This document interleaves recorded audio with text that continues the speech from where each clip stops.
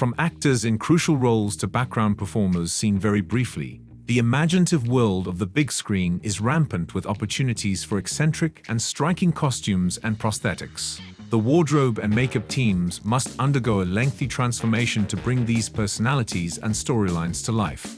Actors practice for their parts months before the filming, only to prepare again once they sit down in the makeup chair. This video will show you some of the big screen's most severe props and costumes. Which of these aesthetics would you challenge to try? Tell us in the comments. Also, make sure to subscribe to Screen News and press the bell icon below to be notified whenever we upload more videos like this one. Number 3. Aquaman. The Aquaman actors revealed the trouble with their costumes.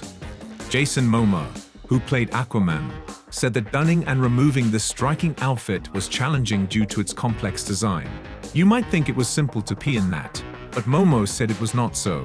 According to Momoa, when nature calls, Jason says, "You've got to be pretty excellent at holding it."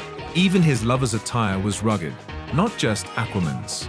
Amber Heard spent an hour getting dressed for her Aquaman role.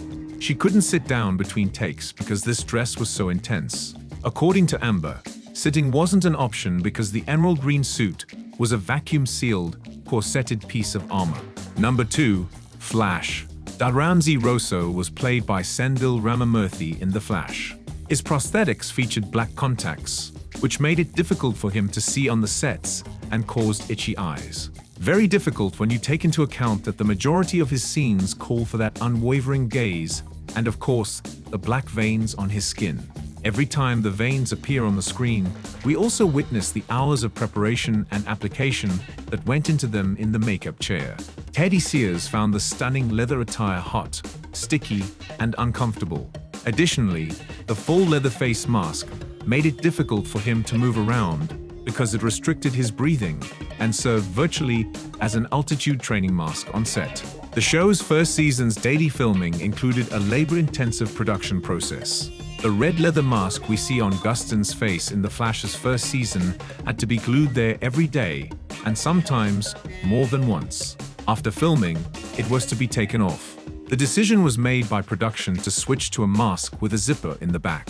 This was part of the 9 episodes filming. While this was resolved, Grant Gustin shooting a whole season of scenes and stunts would make any leather suit smelly. To keep things fresh, production provided Grant 3 Flash suits to choose from, but eventually, all of them smelled just as bad. Then again, the suit was also tough to put on. So tricky that Grant would wear only the top half of the suit to save time and effort. Number 1. Suicide Squad. When it comes to painful costumes and prosthetics, Suicide Squad won our attention. You might think that transforming the actor Edwell Akinnuoye into a supervillain Killer Croc would have been a crazy process.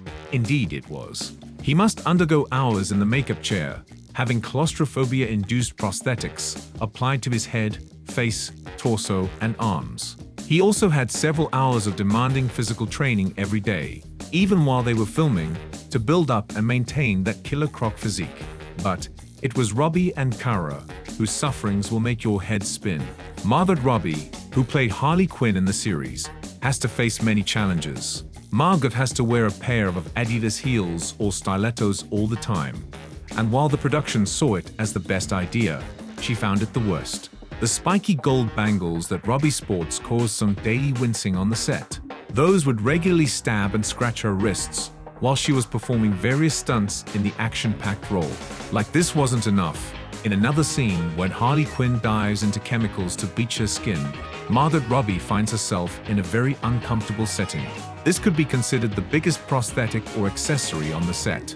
Margot calls it the most unpleasant thing she's ever done. She said, "It was like the glovey paint stuff that was so far in my ears and up my nose, I was choking on it underwater, and I couldn't breathe, and I tried to open my eyes, and it would glaze over my eyeballs, and I could only see white. It was horrible." When the dance was toned down in the final cut of Suicide Squad, Kara injured her back while trying to overperform this stylized dance. Why was she overperforming it, you might think? Kara was asked to perform a lot of dancing for her role as the Enchantress. Obviously, she got used to it. Not only this, but for this performance of hers, Cara donned a costume made out of tricky bits of metal and stone. As she was rolling around a lot, it caused cuts all over her body. High-quality productions and performances need time, effort, and occasionally suffering. It's challenging, uncomplicated, and frequently even comfortable. These actors experienced some uncommon workplace risks.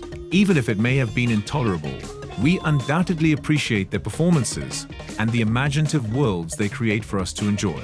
But these were just a few. Who all did we miss to include in this list? Tell us in the comments section below. And for more of such museful videos, subscribe to Screen Muse.